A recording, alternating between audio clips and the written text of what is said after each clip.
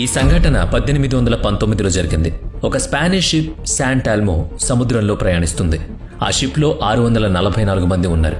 Captain కూడా ఉన్నాడు. కానీ ఏం జరిగిందో ఏంటో తెలియదు.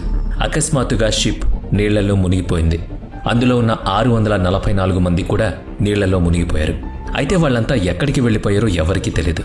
ఇప్పటికీ ఆ రహస్యం అలాగే మిగిలిపోయింది. ప్రపంచంలో టెక్నాలజీ పెరిగిన కొద్దీ ఇలా సముద్రంలో మునిగిపోయిన ఎన్నో షిప్ల శిథిలాలను సైంటిస్టులు కనిపెట్టారు. కానీ ఒక్క షిప్ గురించి మాత్రం ఎవరూ తెలుసుకోలేకపోయారు. అలాగే రీసెంట్గా 2022లో కూడా వైకింగ్ పొలారిస్ అనే మోడర్న్ క్రూయిజ్ షిప్ ఈ ప్రాంతంలోనే ప్రమాదానికి గురైంది. అయితే ఇక్కడ ఇంట్రెస్టింగ్ విషయం ఏంటంటే, ఎక్కడైతే స్పానిష్ షిప్ మునిగిపోయిందో అక్కడే ఈ క్రూజ్ షిప్ కూడా ప్రమాదానికి గురైంది. దాదాపు 2 సెంచరీల తర్వాత అదే విధమైన సంఘటన మళ్లీ జరగడంతో అంతా ఇప్పుడు ఆలోచనలో పడ్డారు. అసలు నిజంగా ఈ 2 సంఘటనలకు ఏదైనా సంబంధం ఉందా? ఉంటే ఎటువంటి సంబంధం? అసలు ఈ ప్రమాదాల వెనుక దాగి ఉన్న సీక్రెట్ ఏంటి? ఇవన్నీ ఇప్పుడు అందరికీ వస్తున్న డౌట్స్. మీకు కూడా సేమ్ డౌట్ కదా? సో ఆ డౌట్ని క్లారిఫై చేసుకుందాం పదండి. ఈ ప్రమాదాల గురించి చెప్పే ముందు ఈ సముద్రం గురించి కాస్త చెప్పుకోవాలి. నిజంగా ఇదొక భయంకరమైన సముద్రం. అత్యంత లోతు, అత్యంత ప్రమాదకరమైన సముద్రం. దీని మీద నుంచి దాటడం కత్తి మీద సాము లాంటిది. ఎంతకీ ఆ సముద్రం పేరు మీకు చెప్పలేదు కదా? దక్షిణ మహాసముద్రం. ఈ సముద్రం ఎప్పుడూ అత్యంత చల్లని ప్రాంతంగా ఉంటుంది. చల్లని గాలులు, మంచు పలకలు ఎప్పుడు ఇక్కడ దర్శనమిస్తాయి. ఈ సముద్రం ఈ భూమిపై ఉన్న అత్యంత డేంజరస్ ఓషియన్. ఇది దాదాపుగా 34 మిలియన్ సంవత్సరాల క్రితం ఏర్పడింది. సాధారణంగా సముద్రాలను కూడా ఆక్రమించాలని చాలామంది చూస్తూ ఉంటారు. కానీ ఈ సముద్రాన్ని ఎవరూ జయించలేకపోయారు. ఎందుకంటే ఇది అంటార్కిటికా దగ్గర ఉన్న సముద్రం. అందుకే అంటార్కిటికా మహాసముద్రం అయింది. ఇక్కడున్నంత చల్లదనం మరెక్కడా ఉండదు. దీన్ని జయించాలన్నది కాదు, అట్లీస్ట్ అక్కడకు వెళ్లాలని కూడా ఎవ్వరూ అనుకోరు. ఈ మధ్యకాలంలో కొంతమంది వెళ్లారు కూడా. అయినా కూడా ఈ సముద్రం మిస్టీరియస్ గానే ఉంది. దీని లొకేషన్ దక్షిణార్ధగోళానికి 60 డిగ్రీల అక్షాంశ దిగువన ఉంది.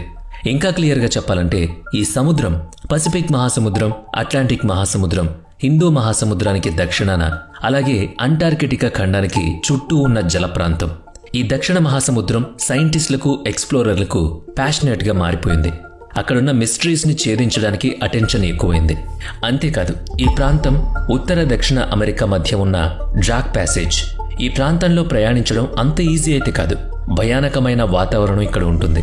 అందుకే సైంటిస్టులు, explorers geographical conditions, dangerous climates పై పరిశోధన చేస్తున్నారు. ఈ సముద్రం దక్షిణం వైపు నుంచి తూర్పు వైపు వరకు దాదాపుగా 20.3 మిలియన్ స్క్వేర్ కిలోమీటర్ల వరకు విస్తరించి ఉంది. దీని నార్మల్ డెప్త్ 4000 నుంచి 5000 మీటర్ల మధ్యలో ఉంటుంది. ఇక బౌండరీస్ విషయానికి వస్తే 60 డిగ్రీల దక్షిణ అక్షాంశంతో మొదలవుతుంది. మొత్తంగా చెప్పాలంటే ఈ ప్రపంచంలో ఎక్కడా లేనంత ఐస్బర్గ్స్, గ్లాసియర్స్ ఈ అంటార్కిటికా మహాసముద్రంలోనే ఉన్నాయి. ఇవి రోజు రోజుకు అత్యంత ప్రమాదకరంగా మారుతున్నాయి. ఈ సముద్రం కేవలం మంచుకు మాత్రమే ఫేమస్ కాదు, అత్యంత లోతైన సముద్రంగా కూడా పేరుంది. అందుకే దీన్ని డేంజరస్ ఓషియన్ అని కూడా పిలుస్తారు. అంతేకాకుండా ఇక్కడ క్లైమేట్ ఎప్పుడు ఎలా ఉంటుందో ఎవరు ఊహించలేరు. అప్పటికప్పుడు క్లైమేట్ మారిపోతుంది.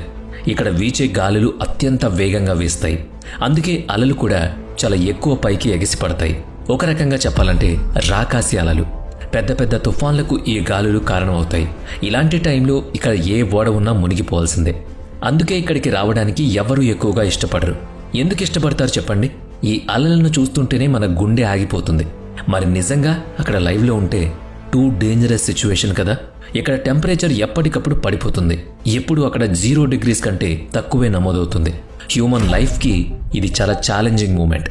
ఇక్కడ ఉండే భయానకమైన వాతావరణం వల్ల ఇక్కడ ఎవ్వరూ జీవించలేరు.